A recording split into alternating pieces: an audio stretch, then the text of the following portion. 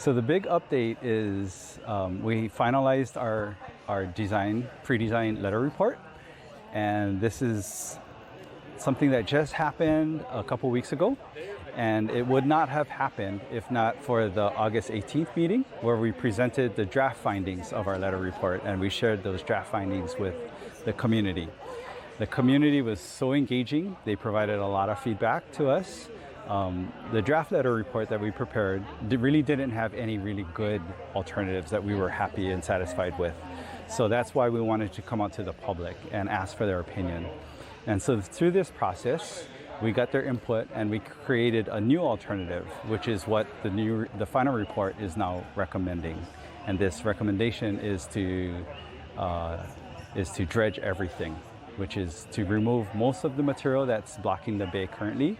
And the goal is to make it as close to as pre-eruption as possible. We just want to do a friendly reminder and also do an update. Right now, between our primary homes and our second homes, our undeveloped properties, we're managing about 650 applications. We are very proud that we've been able to close 35 properties as of today, with 10 more later this week. And that's just going to keep on going. So it's been a monumental effort to get this going. We know time has passed. We know how this system can really help people get back on their feet. And so we are going to keep on moving forward, really starting with the primary homes who've applied, moving on to the second homes, and then really assessing around when we can start with the undeveloped properties. But really want to take the moment to remind everyone that this current phase of the program will be wrapping up October 31st. That doesn't mean that everything's going to be done and done.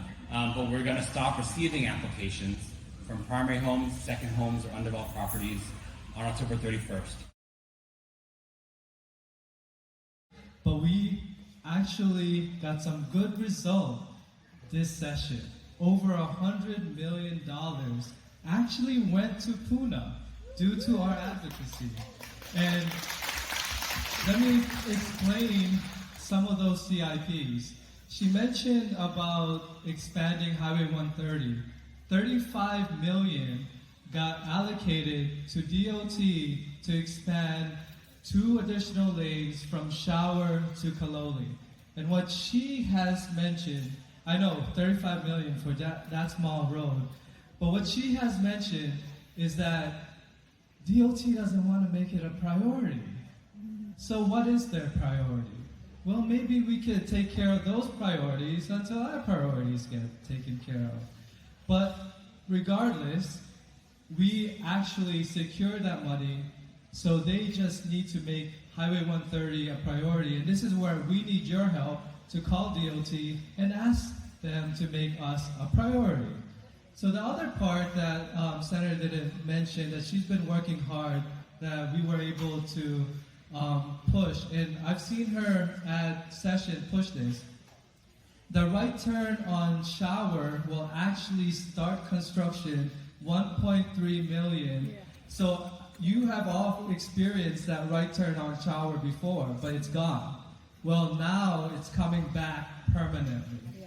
So this is good for traffic, with reducing traffic. So that's gonna happen, I believe, next year.